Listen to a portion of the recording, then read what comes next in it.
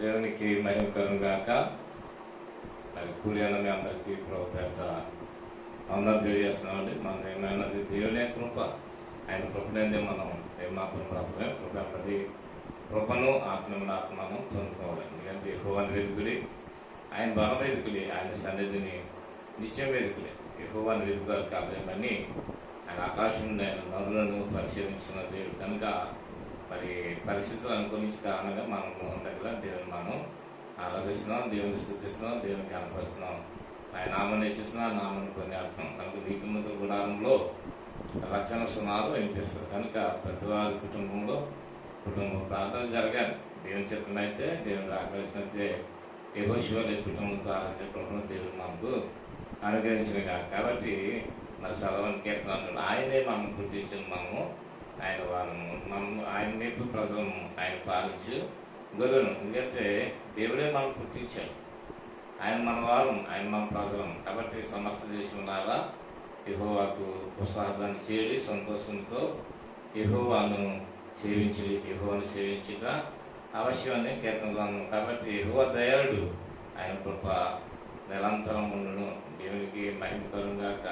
కాబట్టి ఈ యొక్క మరి సమయంలో మనం ఆరాధన మరి గృహం దగ్గర నుండి మనం వింటున్నాం. ఈ యొక్క లైవ్లో మనం దేవుని వాక్యాన్ని మనం వింటున్నాం. దేవునికి మహిమ కలుగుగాక. రామదినంలో దేవుని చిత్రమైతే మరలా మనందరూ ఒక చోట చేరి ఆయన నామాన్ని కనపరిచిన దేవుడు మనకు మంచి తరుణాలు దేవుడు మనకు అనుగ్రహించిన కీర్తన అంటాడు, నాతో కూడి యెహోవాను కనపరిచి మనందరూ కూడా ఆయన నామం గొప్ప చేయడానికి దేవుడు మంచి సమయాలు మంచి తరుణాలు దేవుడు మనకి అనుగ్రహించను గాక.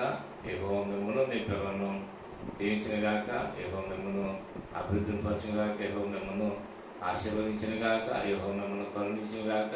ఆయన సన్నిధి కాంతిని మనందరిపైన ఉదయింపజేయను గాక. దేవుడు మిమ్మలను మీ పిల్లలను ఆశీర్వదించిన గాక. దేవునికి మహిమ కలుగును గాక. మరి ప్రభు దేవునికి వందనాలు. మీ అందరికి ప్రభు పేరున వందనాలు తెలియజేస్తున్నాం. ఈ సమయంలో దైవజనురాలు పాస్టర్ గారు, ఓజినర్ గారు దేవుని యొక్క వాక్యాన్ని అందిస్తారు. మన జాగ్రత్తగా దేవుని వాక్యం సమయంలో దేవుని వాక్యం దేవుని బిడ్డలందరికీ ప్రభు యేసుక్రీస్తు నామమున నా వందనాలు తెలియజేసుకుంటున్నాను. దేవుడికి తెంచిన కాలమంతా తన కృపల వల్ల క్షేమంగా భద్రపరిచి మరి ఈ దినం మళ్ళీ ఆయన సన్నిధిలో మీరున్న స్థలంలో దేవుని మహిమపరచడానికి, దేవుని ఆరాధించడానికి దేవుడు మనకి ఇచ్చిన ప్రశస్తమైన సమయాన్ని బట్టి దేవునికి వందనాలు తెలియపరుచుకుంటున్నాను. దేవుని యొక్క వాక్యాన్ని ధ్యానం చేసుకుందాం. పరిశుద్ధ గ్రంథంలో నుండి యోహాను సువార్త 21వ అధ్యాయము 15వ వచనం చదువుకుందాం. దయచేసి బైబిల్ ఉన్న వారందరూ తెరిచి దేవుని వాక్యాన్ని చూద్దాం. వారు భోజనము చేయుచుండగా చేసిన తరువాత యేసు సీమోను పేతురును చూచి, యోహాను కుమారుడైన సీమోను, వీరికంటే నీవు నన్ను ఎక్కువగా ప్రేమించుచున్నావా అని అడుగగా అతడు, అవును ప్రభువా, నేను నిన్ను ప్రేమించుచున్నానని నీవే ఎరుగుదువని ఆయనతో చెప్పాను. యేసు నా గొర్రె పిల్లలను మేపమని అతనితో చెప్పాను. మరలా ఆయన, యోహాను కుమారుడైన సీమోను, నన్ను ప్రేమించుచున్నావా అని రెండవసారి అతను అడిగగా అతడు, అవును ప్రభువా, నేను నిన్ను ప్రేమించుచున్నానని నీవే ఎరుగుదువని ఆయనతో చెప్పాను. ఆయన, నా గొర్రెలను కాయమని చెప్పాను. మూడవసారి అయిన యోహాను కుమారుడైన సీమోను, నన్ను ప్రేమించుచున్నావా అని అతనిని అడిగాను. నన్ను ప్రేమించుచున్నావా అని మూడవసారి తన్ను అడిగినందుకు పేతురు వ్యసనపడి, ప్రభువా, నీవు సమస్తం ఎరిగిన వాడవు, నిన్ను ప్రేమించుచున్నానని నీవే ఎరుగుదు అని ఆయనతో చెప్పాను. దేవునికి స్తోత్రం కలుగును గాక. హల్లెలూయా. దేవుని బిడ్డలారా, గతించిన కొద్ది వారాలుగా దేవుని వాక్యాన్ని వింటున్నాం. యేసు ప్రభువు పునరుద్ధాన్ని తిరిగి లేచిన తర్వాత ఆయన ఏమేమి సంభవాలు జరిగినాయో ఒక్కొక్క వారం ఒక్కొక్క విషయాన్ని గురించి ధ్యానం చేసుకుంటూ ముందుకు వెళుతున్నాం. మరి గడిచిన వారం దేవుని వాక్యాన్ని విన్నాం. పేతురు యేసు ప్రభువారు అదృశ్యుడైన తర్వాత చేపలు పట్టడానికి వెనక్కి వెళ్ళాడని, వెనకకు వెళ్ళడం ద్వారా కలిగిన నష్టాలు ఏంటో దేవుని వాక్యం నుంచి కొన్ని విషయాలు విన్నాం. తర్వాత జరిగిన సంభవం గురించి దినాన్ని దేవుని వాక్యాన్ని విందాం. పేతురును దేవుడు తిరిగి దర్శించి నిప్పుల మీద కాల్చబడిన రొట్టెను చేపలను వారికి భోజనంగా పెట్టాడు దేవుడు.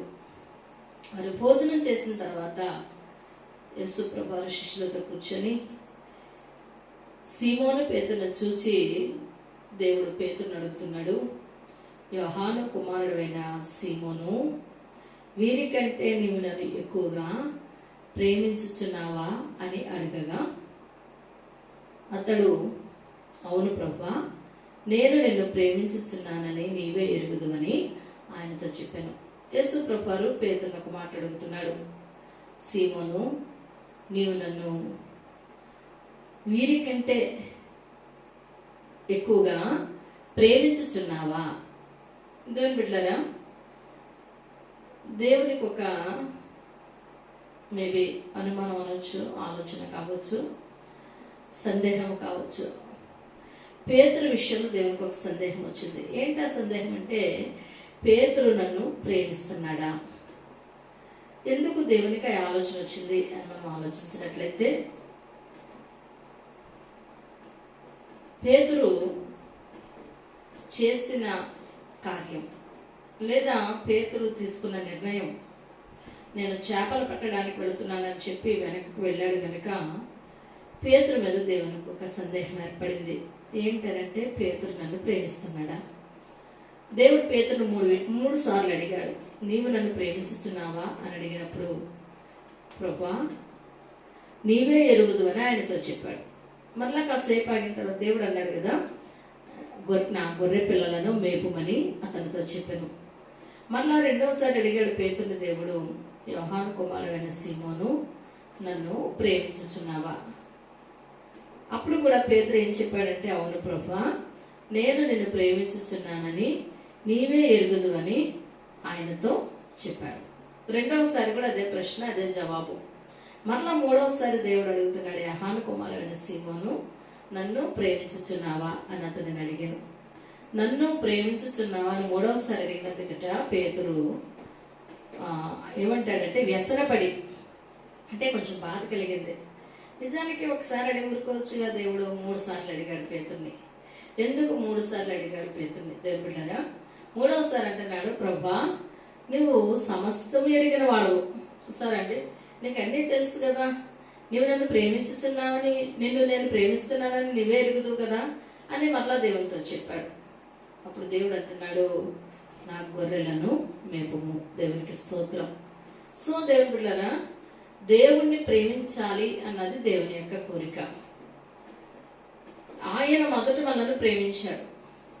ఆయన ఎంతవరకు మనల్ని ప్రేమించాడు అని అంటే, యోహాను సువార్త 3:16 ఉంది, దేవుడు లోకమును ఎంతో ప్రేమించాడు, కాగా తన అద్వితీయ కుమారునిగా పుట్టిన వాని యందు విశ్వాసం ఉంచి ప్రతి వాడును నశింపక నిత్య జీవం పొందినట్లు ఆయనను మన కొరకు అనుగ్రహించాడు. ఆయన లోకాన్ని ప్రేమించాడు, మనల్ని ప్రేమించాడు. ఆయన మనలందరినీ ప్రేమించి ఆయన మన కొరకు సిలువలో ప్రాణాన్ని అప్పగించాడు. మన కొరకు తన ప్రాణాన్ని ధారపోస్తాడు. అయితే ఇప్పుడు దేవుడికి ఒక ఆశ ఉంది. దీన్ని బట్టి మనం అర్థం చేసుకునే విషయం ఏంటంటే, దేవుడు కూడా మన నుండి మన ప్రేమనైనా ఆశపడుతున్నాడు. లోకంలో రకరకాలైన ప్రేమలు ఉన్నాయి. బిడ్డలకు తల్లిదండ్రులకు బిడ్డల మీద ప్రేమ, బిడ్డలకేమో తల్లిదండ్రుల మీద ప్రేమ, తోబుట్టుల మీద ప్రేమ, భార్యాభర్తల మధ్య ప్రేమ, బంధుమిత్రుల మధ్య ప్రేమ, ఈ విధమైన రకరకాల ప్రేమలు ఉన్నాయి ఈ లోకంలో. కానీ యేసయ్య ప్రేమ శాశ్వతమైన ప్రేమ. దేవునికి స్తోత్రం కలుగును గాక. లోకంలో ఎవరి ప్రేమైనా మారిపోతుందేమో కానీ మారని ప్రేమ యేసయ్య ప్రేమ. అందుకే అంటాడు, శాశ్వతమైన ప్రేమతో నేను నిన్ను ప్రేమించుచున్నాను గనుక విడువక నీ ఎడల కృప చూపుచూ ఉన్నానంటున్నాడు దేవుడు. కాబట్టి లోకంలో ఎవరి ప్రేమైనా తాత్కాలికమే కానీ యేసయ్య ప్రేమ శాశ్వతమైన ప్రేమ. దేవునికి స్తోత్రం. భక్తులు ఎవరు పాట కట్టారు కదా, ధరలోని ప్రేమలనియు స్థిరము కాదు కరిగిపోవును, క్రీస్తు యేసు ప్రేమ కడవరకు ఆదరిస్తుందట. సో దేవుని బిడ్డలారా, దేవుడికి కూడా ఒక ఆశ ఉంది, మనం ఆయన్ని ప్రేమించాలన్నది దేవుని కోరిక. అంటున్నారు కదండి. అయితే ఈ దినాన్ని దేవుని ఎలా ప్రేమించాలి, ఎందుకు మనం ఆయన ప్రేమించాలి? దేవుడు కూడా మన నుండి ఏం కోరుకుంటున్నాడంటే, నువ్వు నన్ను ప్రేమించుచున్నావా అని అడుగుతున్నాడు ఈ మధ్యాహ్న వేళ. ఆ రోజు పేతురుని అడిగిన దేవుడు ఈరోజు మనల్ని కూడా అదే ప్రశ్న వేస్తున్నాడు. వాక్యం చిన్న సహోదరి, నిన్ను కూడా దేవుడు ప్రశ్న వేస్తున్నాడు. వాక్యం బోధిస్తున్న నన్ను కూడా ప్రశ్నిస్తున్నాడు, నీవు నన్ను ప్రేమించుచున్నావా? పేతురు స్థానంలో మన పేరు పెట్టుకుందాం. దేవుడు మనల్ని అడుగుతున్నాడు, ఆర్ యు లవింగ్ మీ? నీవు నన్ను ప్రేమిస్తున్నావా? దేవునికి స్తోత్రం. మనం దేవుని ఎలా ప్రేమిస్తున్నాము, ఎంతవరకు ప్రేమిస్తున్నాము? దేవుని బిడ్డలారా, మనకే తెలుసు. పేతురు అంటున్నాడు, నీవే ఎరుగుదు అంటున్నాడు. దేవునికి తెలుసు మనం ఎంతవరకు ఆయన ప్రేమిస్తున్నాం అన్నది. అయితే మనం కూడా మనకి తెలుసు మనం ఆయన ప్రేమిస్తున్నామో లేదో. ఈ మధ్యాహ్నం వేళ దేవుడు అంటున్నాడు, నువ్వు నన్ను ప్రేమిస్తే నా గొర్రెలను మేపు అన్నాడు. మళ్ళా అంటాడు కదా, నా గొర్రె పిల్లలను మేపు అన్నాడు. అంటే దేవుడు ఆయన్ని మనం ప్రేమించినట్లయితే మనకు ఒక పని అప్పగించడానికి దేవుడు ఇష్టపడుతున్నాడు. లేదంటే తన చిత్తాన్ని మనలో నెరవేర్చడానికి దేవుడు ఆశపడుతున్నాడు ఈ మధ్యాహ్నం వేళ. కాబట్టి మన చిత్తం అయితే లోక సంబంధమైన ఆలోచనలు కానీ, దేవుని చిత్తం అయితే సదాకాలం నిలిచి ఉంటుంది. ఆయన చిత్తాన్ని మనం నెరవేర్చినప్పుడు మనం ఊహించని వాటిని దేవుడు మనకిస్తాడు. దేవుని చిత్తం మనలో నెరవేర్చబడాలి అని అంటే మనం దేవుని ప్రేమించాలి. దేవునికి ఒక ఆశ ఉంది. పేతురు విషయం ఏంటంటే, పేతురికి దేవుడు తన గొర్రెలను అప్పగించాలని దేవుడు ఆశపడుతున్నాడు. పేతురు అయితే చేపలు పట్టడానికి వెళ్ళిపోదాం అనుకున్నాడు కానీ చేపల మీద దృష్టి పెట్టాడు. కానీ దేవునికి ఒక ఉన్నతమైన తలంపు ఉంది. ఏంటి తలంపు అంటే, నా గొర్రెలను మేపమంటున్నాడు పేతుర్ని. దేవునికి స్తోత్రం కలుగును గాక. ఎవరో గొర్రెలు మనం ఆలోచించుకున్నట్లయితే, ఇందాక అయ్యగారు వాక్యం చదివించారు 100వ కీర్తన, మనము ఆయన ప్రజలము, ఆయన మేపే గొర్రెలం. దేవునికి స్తోత్రం. ఆయన మనందరికీ కాపరి. మనం ఆయన మేపుతున్న గొర్రెలం ఈ మధ్యాహ్నం వేళ. అందుకే మంచి కాపరి గొర్రెల కొరకు తన ప్రాణాన్ని పెడతాడు. దేవుడికి ఒక ఆశ ఉంది పేతుర్ని. అందుకే దేవుడు పేతుర్ని ఏర్పరచుకున్నాడు. ఆరంభంలోనే దేవుడు పేతురుతో అంటాడు కదా, నీవు నన్ను వెంబడించు, నిన్ను మనుష్యులను పట్టే జాలరుగా చేస్తానన్నాడు దేవుడు. దేవునికి స్తోత్రం. కానీ దేవుని చిత్తాన్ని మర్చిపోయాడు పేతురు. కారణం ఏంటంటే, పరిశుద్ధాత్ముడు లేక, దేవుని యొక్క సన్నిధిని అనుభవించలేక. దేవుని బిడ్డారా, పేతురు వెనకటి ఆలోచనలకు వెళ్ళిపోయాడు. కానీ దేవునికి ఒక ఉన్నతమైన ఆలోచన ఉంది పేతురు విషయంలో. ఈ మధ్యాహ్న కాల సమయంలో మనం కూడా దేవుని ప్రేమించినట్లయితే దేవుడు కూడా తన చిత్తాన్ని మనలో నెరవేర్చడానికి మధ్యాహ్నం వేళ దేవుడు ఆశపడుతున్నాడు. మనం ఊహించిన దానికంటే, మనం ఎక్స్పెక్ట్ చేస్తున్న దానికంటే, మనం అడిగిన దానికంటే దేవుడు గొప్ప వాటిని చేయగల దేవుడు అన్నాడు మన జీవితంలో. వాటిని మనం చూడాలి, వాటిని మనం అనుభవించాలని అని ఆశ కలిగి ఉంటే కనుక మనము దేవునిని ప్రేమించాలి. ఒకటే మాట. దేవునికి స్తోత్రం. అయితే ఈ మధ్యాహ్నం వేళ ఎలా దేవుని ప్రేమించాలి?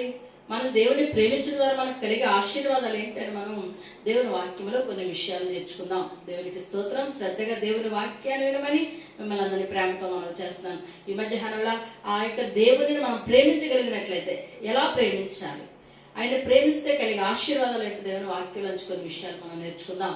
పరిశుద్ధ గ్రంథంలో నుండి మొట్టమొదటిగా దేవునిని ఎలా ప్రేమించాలి అని మనం ఆలోచించినట్లయితే వాక్యంలో యోహాను రాసిన పత్రిక మొదటి పత్రిక 5వ అధ్యాయము 3వ వచనం, మనమైన ఆజ్ఞలను గైకొనుటయే దేవునిని ప్రేమించుట. దేవునికి స్తోత్రం. దేవునిని ప్రేమించడానికి నిర్వచనం మొట్టమొదటి ఏంటి అని అంటే, మనము ఆయన ఆజ్ఞలను గైకోవడమే దేవుని ప్రేమించటం. హల్లెలూయా. దేవుని వాక్యంలో మరి ఒక విధంగా ఆలోచించినట్లయితే యోహాను సువార్త 4వ అధ్యాయంలో కూడా యేసుప్రభువు చెప్తున్నాడు 21వ వచనంలో, నా ఆజ్ఞలను అంగీకరించి వాటిని గైకొని వాడే నన్ను ప్రేమించువాడు, నన్ను ప్రేమించువాడు నా తండ్రి వలన ప్రేమించబడును. దేవునికి స్తోత్రం. దేవుడు చెప్తున్నాడు, నా ఆజ్ఞను అంగీకరించి వాటిని గైకొని వాడే నన్ను ప్రేమించువాడు. చూసారండి, దేవుని ప్రేమించడం అంటే దేవుని ఆజ్ఞను మనం అనుసరించి నడుచుకోవాలి. ఆ కింద అంటున్నాడు కదా 23వ వచనంలో, యేసు ఒకడు నన్ను ప్రేమించిన ఎడల వాడు నా మాట గైకొనును, అప్పుడు నా తండ్రి వానిని ప్రేమించును, మేము వాని యొద్దకు వచ్చి వాని యొద్ద నివాసము చేతుము. దేవునికి స్తోత్రం. దేవుడు చెప్తున్నాడు, యేసుప్రభువు చెప్తున్నాడు ఏమనంటే, ఒకడు నన్ను ప్రేమించిన ఎడల వాడు నా మాట గైకుంటాడు. చూస్తారంటే దేవుని ప్రేమించడం అంటే ఏంటంటే దేవుని మాట వినటమే, దేవుని ఆజ్ఞను మనం అనుసరించి నడవడమే. అలా చేస్తే కనుక దేవుడు అంటాడు కనుక నా తండ్రి వాణిని ప్రేమిస్తాడు. ఎవరైతే దేవుని ఆజ్ఞలు గైకుంటారో దేవుడు వాడిని ప్రేమిస్తాడట. అంతేకాదు అంటున్నాడు, నన్ను ప్రేమించిన ఎడల మేము వాని యొద్దకు వచ్చి, మేము అంటే ఇక్కడ ఎవరంటే తండ్రి నేను వచ్చి వాని యొద్ద నివాసము చేస్తాం. దేవునికి స్తోత్రం. దేవుడు ఎక్కడుంటాడు, ఎక్కడ నివాసం చేస్తాడంటే ఎక్కడైతే దేవుడిని ప్రేమించేవారు ఉంటారో, ఎక్కడైతే దేవుని ఎడల ప్రేమ ఉంటుందో, ఎవరైతే దేవుని ఎక్కువగా ప్రేమిస్తే ప్రేమిస్తాను అక్కడ దేవుడు ఉంటాడు. దేవునికి స్తోత్రం కలుగును గాక. అంటే ఒక మాటలో చెప్పాలంటే ప్రేమ ఉన్న చోట దేవుడు ఉంటాడు. అది లోక సంబంధమైన ప్రేమ కాదు. దేవుని ఆజ్ఞలను ఎవరైతే అనుసరించి నడుస్తారో దేవుడు అన్నాడు, నేను నా తండ్రి వచ్చి వాని దగ్గర నివాసం చేస్తాము. దేవునికి స్తోత్రం. దేవుడు మన దగ్గర ఉండాలి, మనలో నివాసం చేయాలి, మన గృహాల్లో నివాసం చేయాలి అని అంటే దేవునిని మనం ప్రేమించేవారిగా మనం ఉండాలి. హల్లెలూయా. ఈ మధ్యాహ్న కాల సమయంలో దేవుని బిడ్డలారా, కాబట్టి దేవునిని ప్రేమించట్లో మొదటి విషయం ఏంటంటే ఆయన ఆజ్ఞలను మనం ఎవరైతే అనుసరించి నడుస్తారో అక్కడ దేవుడు నివాసం చేస్తారంటాడు. అందుకే నిర్గమకాండం 20:6 దేవుని వాక్యం సెలవిస్తుంది కదా, నన్ను ప్రేమించి నా ఆజ్ఞలను గైకొని వారిని 1000 తరముల వరకు కరుణించువాడనై ఉన్నాను. దేవునికి స్తోత్రం. ఎవరైతే దేవుని ప్రేమించి దేవుని ఆజ్ఞలను అనుసరించి నడుస్తారో వారిని దేవుడట 1000 తరాలు దీవిస్తానంటున్నాడు. స్తోత్రం కలుగును గాక. ఈ దినాలలో అనేకమైన వాటిని ప్రేమిస్తున్నాం మన జీవితంలో. ఒక మాట చెప్పడానికి ఇష్టపడుతున్నాను దేవుని బిడ్డలారా, లోకంలో అనేక విషయాల మీద మనం ప్రేమ కలిగి ఉంటాం. అందుకే దేవుడు అంటున్నాడు, వీరికంటే నీవు నన్ను ఎక్కువగా ప్రేమిస్తున్నావా అన్నాడు. వీరు అని అంటే ఇక్కడ మన ఆలోచించుకున్నట్లయితే చూడండి, మన పనుల కంటే, మన యొక్క వ్యాపారానికంటే, మన బిడ్డల కంటే, మన ఆరోగ్యానికంటే, దేవుడు మనకున్న ముఖ్యమైన సంతోషాల కంటే కూడా మనం దేవునిని ఎక్కువగా ప్రేమించేవారిగా ఉండాలి. దేవుడిని ప్రేమించడం మొదటి స్థానం మనం దేవుడికి ఇస్తే గనక దేవుడు అన్నాడు, ఎవరైతే నన్ను ప్రేమించి నా ఆజ్ఞలను అనుసరించి నడుస్తారు. చూడండి, మోషేకి దేవుడు సీనాయి కొండ మీద 10 ఆజ్ఞలను ఇచ్చాడు. ఆ 10 ఆజ్ఞలు దేవుడు 40 పగలు 40 రాత్రులు మోషే దేవుడితో సహవాసం చేసినప్పుడు దేవుడు మోషేకి ఆ 10 ఆజ్ఞలను ఇచ్చి పంపించి ఆ ఆజ్ఞలను అనుసరించి నడవమని దేవుడు తన ప్రజల ఇశ్రాయేలులకు ఆజ్ఞాపించాడు. దేవునికి స్తోత్రం. ఆ ఆజ్ఞలను అనుసరించి నడిస్తే దేవుడు అన్నాడు 1000 తరాల వరకు దీవిస్తానంటున్నాడు. స్తోత్రం కలుగును గాక. కాబట్టి దేవుని యొక్క కరుణ ఆశీర్వాదం మనం పొందాలి అని అంటే గనక 1000 తరాలు దీవిస్తానంటున్నాడు ఎవరైతే ఆజ్ఞలను అనుసరించి నడుస్తారో. దేవుని వాక్యాలు మనం చూసుకున్నట్లయితే ఆదికాండము 26:4 దేవుని వాక్యాన్ని చదువుకుందాం. ఎలయనగా నీకును నీ సంతానమునకు నీ దేశములను ఇచ్చి నీ తండ్రి అయిన అబ్రహాముతో నేను చేసిన ప్రమాణము నెరవేర్చి ఆకాశ నక్షత్రములే నీ సంతానం విస్తరింపజేసి ఈ దేశములని నీ సంతానములకు ఇచ్చేదను. నీ సంతానం వల్ల సమస్త భూలోకములోని సమస్త జనులు ఆశీర్వదించబడుదురు.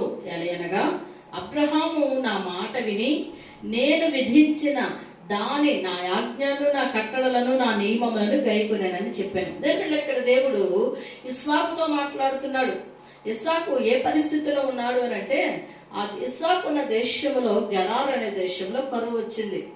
కరువు వచ్చినప్పుడు ఇస్సాకు ఐగుప్తు దేశానికి వెళదామని నిర్ణయించుకున్నాడు. అయితే దేవుడు 26 దేవుడు ఇస్సాకుతో అంటాడు కదా, ఇస్సాకు నువ్వు ఐగుప్తులోనికి వెళ్ళక నేను నీతో చెప్పే దేశంలో ఉండు, ఈ దేశంలో నేను నీకు తోడైండి నిన్ను ఆశీర్వదిస్తానని దేవుడు ఇస్సాకుతో అభయమిస్తున్నాడు. దేవుడు చెప్పి దేవుడు అంటున్నాడు కదా, ఇస్సాకుతో అంటున్నాడు కదా, ఎందుకంటే నిన్ను నేను ఆశీర్వదిస్తాను, నేను నీ సంతానానికి దేశాన్ని ఇస్తాను, నీ తండ్రి అయిన అబ్రహాముతో నేను చేసిన ప్రమాణమును నెరవేర్చబోతున్నాను. దేవునికి స్తోత్రం కలుగాక. దేవుడు అబ్రహాముతో ప్రమాణం చేశాడంట. ఏంటి ఆ ప్రమాణం అంటే, నీ సంతానాన్ని ఆకాశ నక్షత్రాల వలె నేను ఆశీర్వదిస్తాను. రెండవది, నీ సంతానము వలన సమస్త భూలోకములని సమస్త జనులు కూడా ఆశీర్వదించబడతారు. స్తోత్రం కలుగునుగాక. అబ్రహాముకి దేవుడు ప్రమాణం చేస్తున్నాడు. ఏంటనంటే, నీ సంతానాన్ని నేను ఆకాశ నక్షత్రాల వల్ల ఆశీర్వదిస్తాను. ఆ ప్రియమైన దేవుని బిడ్డలారా, దేవుడు మనకిచ్చిన సంతానం ఈ దినాన్ని వారు ఎలా ఉంటారో, ఎలా దీవించబడతారో అది నీకు తెలియదు, నాకు తెలియదు. కానీ ప్రతి తల్లి తండ్రి కూడా ఏం ఆశిస్తారు అంటే, మాకు లేని ఆశీర్వాదం మా పిల్లలు అనుభవించాలి, మేము ఉన్న స్థితిలో మా బిడ్డలు ఉండకూడదు, మాకంటే పైవారిగా ఉండాలి, మాకంటే గొప్పవారిగా ఉండాలి, మాకున్న కష్టాల వరకు ఉండకూడదు, మాకున్న బాధల వరకు ఉండకూడదు, మేమున్నా లేకపోయిన వారు మంచి స్థితిలో ఉండాలి, వాళ్ళు ఎవరిని ఆశించకుండా బ్రతకాలని ప్రతి తల్లి తండ్రి కూడా ఆశిస్తూ ఉంటారు. బిడ్డల విషయంలో ప్రతి తల్లికి తండ్రి కూడా ఒక ప్రత్యేకమైన ఆలోచన ఉంటుంది. కానీ దేవుడు అబ్రహాముకి ముందుగానే వాగ్దానం చేశాడు.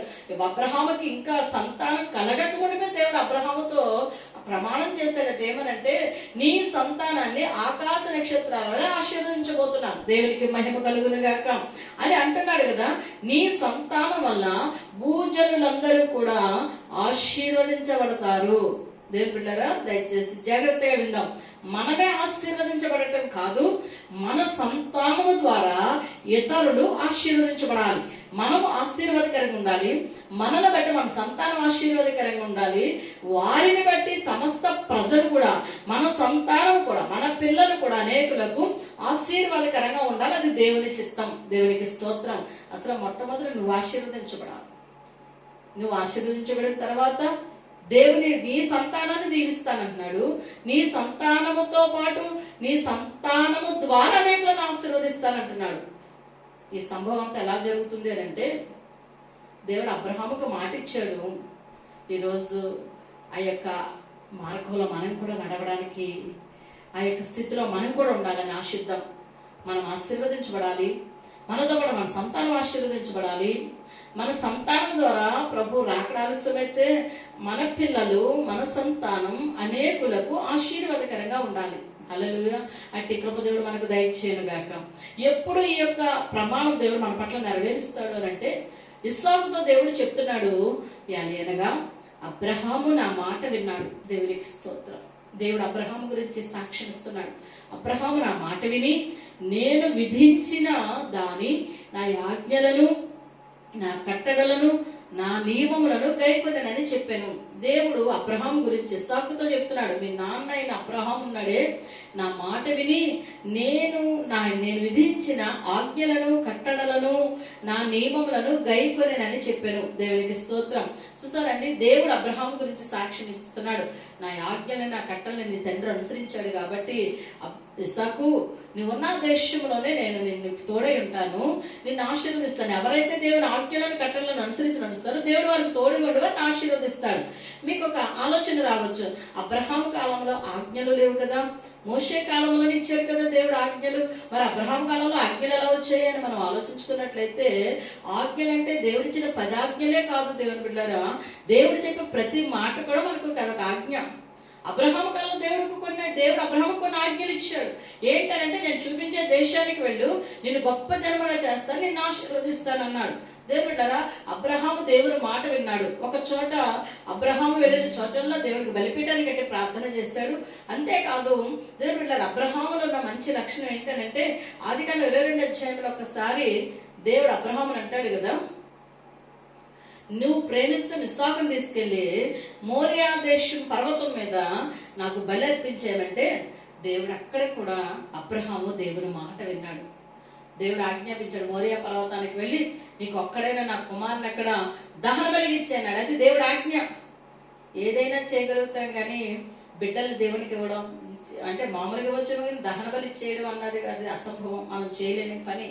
అప్పటికీ కూడా దేవుడు అబ్రహాము దేవుని మాటకు లోబడ్డాడు కాబట్టి దేవుడు అబ్రహాముని అంటాడు, నా స్నేహితుడు అన్నాడు. దేవునికి స్తోత్రం.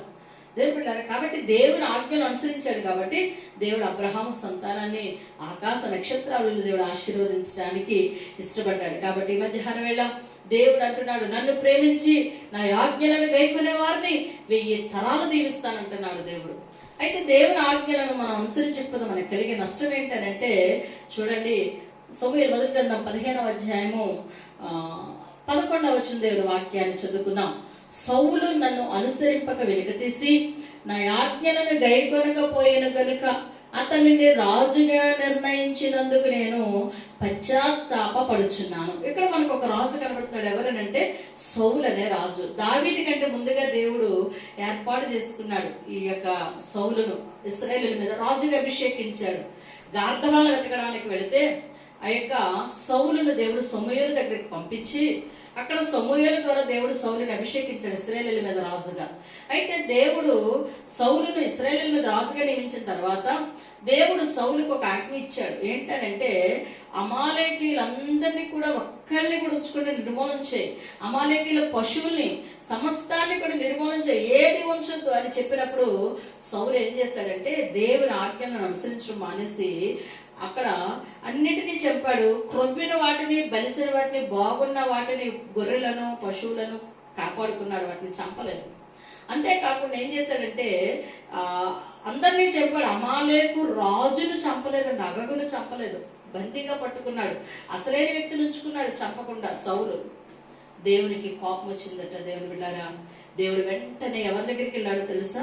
ఏ సమూయేలుదైతే అభిషేకం ఇచ్చాడో సౌలుకి, ఆ సమూయేలు దగ్గరికి వెళ్ళి చెప్పాడు, నా యొక్క దేవుడు అంటున్నాడు కదా, సౌలు నన్ను అనుసరింపక వెనుక తీసి నా ఆజ్ఞలను గైకొనకపోయాను. చూసారండి, ఎవరు దేవుని ఆజ్ఞలు అనుసరిస్తున్నారో, ఎవరైతే దేవుని ఆజ్ఞలు అనుసరించట్లేదో, ఒకవేళ మనుషులు చూడట్లేదు దేవుడు బిడ్డలారా, ఒక దైవజనుడు చూడట్లేదు, కానీ మనందరినీ దేవుడు చూస్తున్నాడు. ఎవరు ఆయన ఆజ్ఞలు అనుసరించి నడుస్తున్నారు, ఎవరైతే ఆయన చిత్తాన్ని నెరవేరుస్తున్నారో, ఎవరైతే ఆయన్ని ప్రేమిస్తున్నారో, ఆయన ఆజ్ఞలను అనుసరించిన దేవుని ప్రేమించుట. చూసారండి, సౌలుకి రాజ్యాన్ని అప్పగించాడు. గాడిదలు వెతుక్కోవడానికి వెళ్ళిన వ్యక్తికి ఇశ్రాయేలును అప్పగించాడు దేవుడు. కానీ సౌలు ఎప్పుడైతే రాజు అయ్యాడో దేవుని మాట వినడం మానేశాడు. దేవుడు చూడట్లేదు అనుకున్నాడు, కానీ ఆయన చూచుచున్న దేవుడు వెంటనే సమూయేలు దగ్గరికి వెళ్ళి చెప్పాడు, సమూయేలు, నేను అభిషేకించిన ఆ సౌలు నా యొక్క ఆజ్ఞలను గైకొనకపోయాను కనుక అతనిని రాజుగా నిర్ణయించినందుకు నేను పశ్చాత్తాపడతానని. చూసానండి, మనుషులు కాదు పశ్చాత్తాపడేది, దేవుడు. కొన్ని సందర్భాల్లో దేవుడు మనల్ని ఆశీర్వదించిన తర్వాత, దేవుడు మన స్థితిని మార్చిన తర్వాత, మనల్ని నమ్మి దేవుడు తన కృపను మనకి ఇచ్చిన తర్వాత, తన దేవుడు మనకి ఇచ్చిన ఆశీర్వాదాన్ని చూసినప్పుడు, దేవుడు మనకి ఇచ్చిన పరిస్థితులను చూసుకున్నప్పుడు, మనం కొన్ని సందర్భాల్లో ఏం చేస్తామంటే దేవుని ఆజ్ఞలను అనుసరించడం మానేసి, దేవుని యొక్క చిత్తాన్ని అనుసరించడం మానేసి, దేవుని బిడ్డలారా, మన సొంత బుద్ధిని అనుసరించి వెళ్ళిపోతా ఉంటాం. దేవుడు అలాంటి పరిస్థితులు మన గురించి కూడా బాధపడుతూ ఉంటాడట. సౌలును చూసి అంటున్నాడు, ఎందుకు ఇతను రాజుగా చేశానని పశ్చాత్తాపడ్డాడట.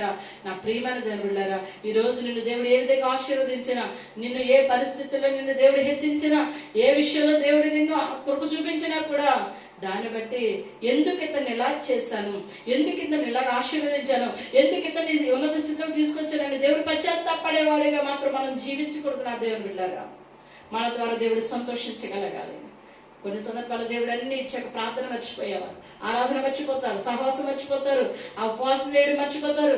ఒకప్పుడు శ్రమల్లో ఉన్న భక్తి, శ్రమల్లో ఉన్న ప్రార్థన, శ్రమల్లో ఉన్న విశ్వాసం దైవజనుల మీద ఉండదు, దేవుడి మీద ఉండదు, సంఘం మీద ఉండదు. నా ప్రియమైన దేవుడు సమూయేలుతోనే చెప్తున్నాడు, మరలా దేవుడు, నేను అభిషేకించిన సౌలు నా ఆజ్ఞను అనుసరించలేదు కనుక అతను ఎందుకు రాజుగా చేశానని పశ్చాత్తాపడుతున్నాను అన్నాడు దేవుడు.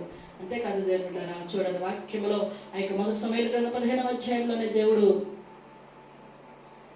వాక్యంలో చూడండి 26వ వచనంలో, అందుకు సమూయేలు, నేను నీతో కూడా నేను తిరిగి రాను, నీవు యెహోవా ఆజ్ఞను విసర్జించితివి గనుక ఇశ్రాయేలు మీద రాజుగా ఉండకుండా యెహోవా నిన్ను విసర్జించాను. వెంటనే సమూయేలు సౌలు దగ్గరికి వచ్చేసాడు. దైవజనుడు ఎప్పుడైనా మంచి మాటలు చెప్తే సంతోషంగా వింటాం. కొన్ని సందర్భాల్లో దేవుని చిత్తాన్ని నెరవేర్చినప్పుడు నిన్ను బట్టి దైవజనుడు కూడా బాధపడతాడు.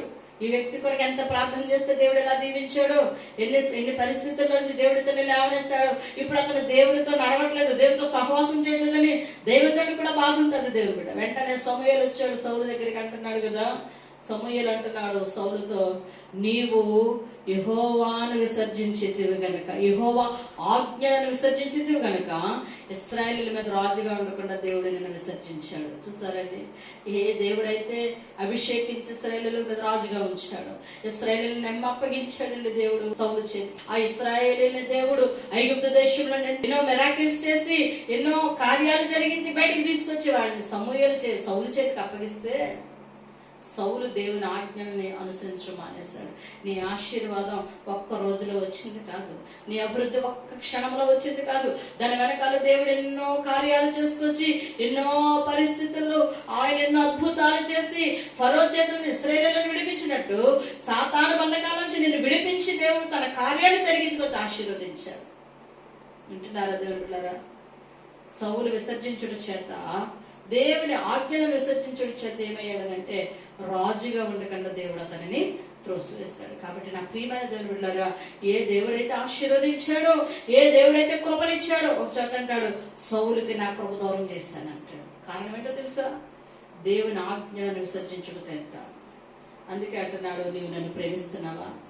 ఎవరైతే దేవుని ఆజ్ఞలను అనుసరించి నడుస్తారో, ఆయన ఆజ్ఞలను అనుసరించి నడవడమే దేవుని ప్రేమించడం. దేవునికి స్తోత్రం కలుగును గాక. కాబట్టి దేవుడు చూడండి, అబ్రహాము దేవుని ఆజ్ఞలు అనుసరించాడు కాబట్టి ఇస్సాకును దేవుడు కరువులో తోడైండి ఆశీర్వదించాడు. అంతేకాదు దేవుడు బిడ్డ అబ్రహాము ఇస్సాకునే కాదు, ఇస్సాకు యొక్క సంతానాన్ని కూడా దేవుడు ఆశీర్వదించాడు. అదే పరిస్థితుల్లో దేవుని ఆజ్ఞను అనుసరించినందుకు సౌలును దేవుడు రాజుగా ఉండకుండా త్రోసివేశారు. ఈ మధ్యాహ్న వేళ దేవుని ఆజ్ఞను మనం అనుసరించి నడుచుకున్నట్లయితే మనల్ని దేవుడు 1000 తరాలు దీవిస్తానంటున్నాడు. దేవునికి స్తోత్రం కలుగును గాక. అంతేకాదు దేవుని బిడ్డలారా, చూడండి ద్వితీయోపదేశకాండం 6వ అధ్యాయం 24వ వచనంలో, మనకు నిత్యము మేలు కలుగుటకై యెహోవా నేటి వలె మనలను బ్రతికించినట్లు మన దేవుడైన యెహోవాకు భయపడి ఈ కట్టడలనన్నిటినీ గైకొనవలెనని మనకు ఆజ్ఞాపించెను. చూసారండి, ఇక్కడ యెహోషువ ఇశ్రాయేలులకు ఆజ్ఞాపిస్తున్నాడు. ఏమనంటే మనకు నిత్యము మేలు కలగడానికి. చూసారండి, మనందరం ఏం కోరుకుంటామంటే మేలు జరగాలని ఆశపడతాం. ఏ పని తలపెట్టినా మేలు జరగాలని, ఒక వ్యాపారం చేస్తే మేలు జరగాలని, మన బిడ్డలకు మేలు జరగాలని, దేవుని సొంతం మనం ప్రార్థించేటప్పుడు కూడా మేలు కోరే ప్రార్థన చేస్తాం. ఉపవాసం చేస్తే మేలు కోరే ప్రార్థన చేస్తాం, ఉపవాసం చేస్తాం. దేవుడు ఒక కానుక ఇచ్చిన దేవుడు మేలు చేస్తాడని ఇస్తాం. దేవుడు కూడా కోరుకుంటున్నాడు. యెహోషువ తన ప్రజలు చెప్తున్నాడు, మనకు నిత్యము మేలు కలుగుటకే. దేవునికి స్తోత్రం కలగాక. ఒక్కరోజు కాదు, 2 రోజులు కాదు, నిత్యము మనకు మేలు కలగాలి అని అంటే ఇక్కడ చెప్తున్నాడు, యెహోవా నేటి వలె మనలను బ్రతికించినట్లు. దేవునికి స్తోత్రం. మనకి మేలు చేయటమే కాదు, నిత్యమైన మనల్ని బ్రతికించే దేవుడై ఉన్నాడు. ఆయన మనల్ని బ్రతికించడానికి ఏం చేయాలన్నాడంటే, మన దేవుడైన యెహోవాకు భయపడి ఆయన కట్టడలన్నిటినీ గైకొనవలెనని మనకు ఆజ్ఞాపించాను. స్తోత్రం కలుగును గాక. కాబట్టి ఎవరైతే దేవుని కట్టడలను, దేవుని ఆజ్ఞలను ఎవరైతే అనుసరించి నడుస్తారో వారికి దేవుడు నిత్యము మేలు చేస్తాడట.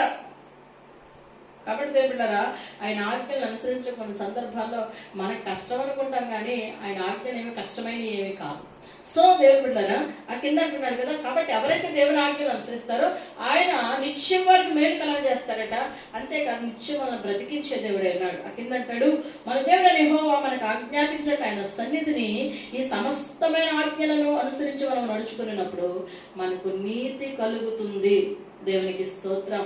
కాబట్టి దేవుడిని ప్రేమించడం ద్వారా, ఆయన ప్రేమించే వారు ఏం చేయాలంటే ఆయన ఆజ్ఞలను మనం అనుసరించి నడుచుకోవాలి. దేవునికి స్తోత్రం. దేవుని బిడ్డలు కాబట్టి ఆయన ఆజ్ఞను మనం అనుసరించి నడిస్తే 1000 తరాలు మనం దీవిస్తారంటున్నాడు దేవుడు. తర్వాత అన్నాడు, నిత్యము మనకి మేలు కలగజేస్తాడట, మనం బ్రతికిస్తాడట. దేవుని ఆజ్ఞను అనుసరించడం ద్వారా మనకి ఏం కలుగుతుందంటే నీతి కలుగుతుంది. హల్లెలూయా. కాబట్టి మధ్యాహ్నకాల సమయంలో దేవుని వాక్యం నా ప్రియమైన దేవుని బిడ్డలారా, పేతురుని దేవుడు అడుగుతున్నాడు, యోహాను కుమారుడైన సీమోను, వీరికంటే నీవు నన్ను ఎక్కువగా ప్రేమించుచున్నావా? హల్లెలూయా.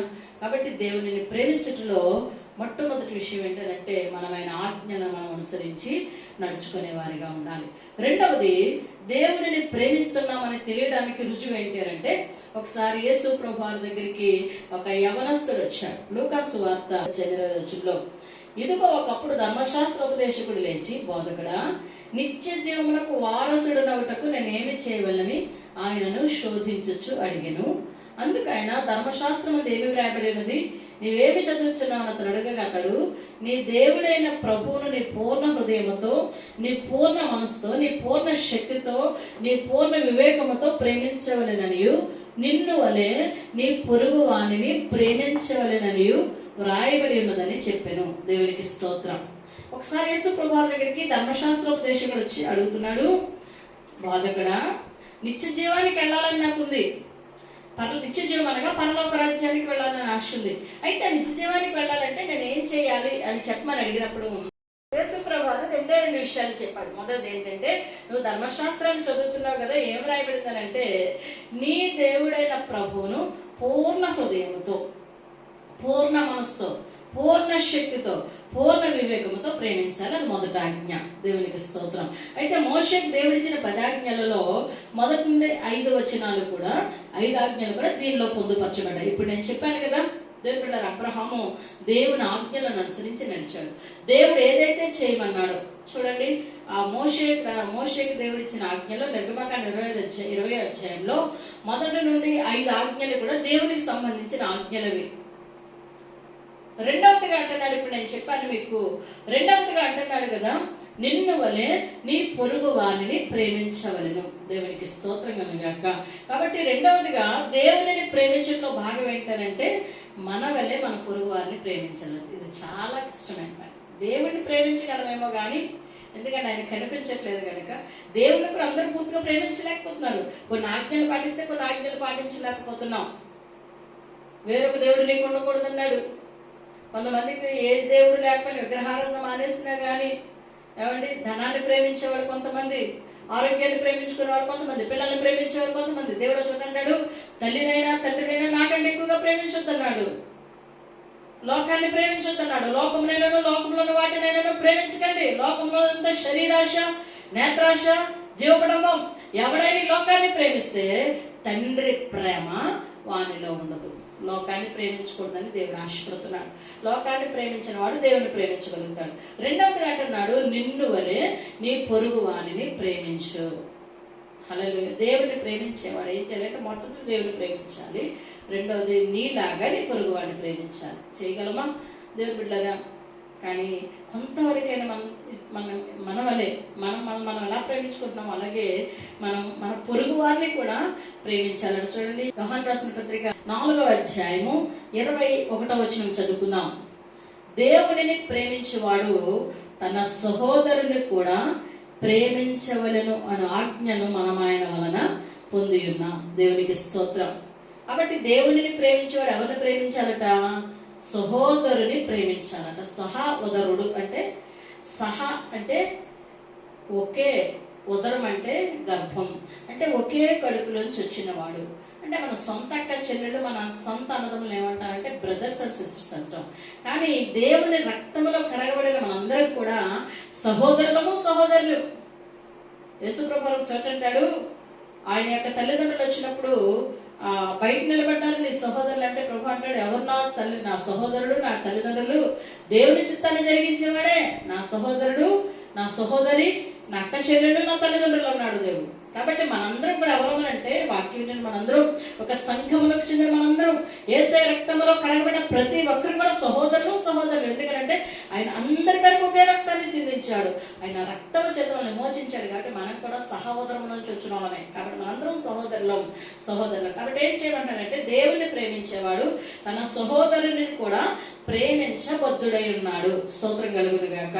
అంటే సహోదరుని ఎలా ప్రేమించాలి మనం? చూడండి, వాక్యంలో సహోదరుని ప్రేమిస్తే ఉండే ఆశీర్వాదం ఏంటంటే, యోహాను రాసిన పత్రిక 3వ అధ్యాయం 14వ వచనం. 3వ అధ్యాయం 14వ వచనం. మనము సహోదరులను ప్రేమించుచున్నాము గనుక మరణములో నుండి జీవములోనికి దాటి ఉన్నామని ఎరుగుదుము. ప్రేమ లేనివాడు మరణమందు నిలిచి ఉన్నాడు.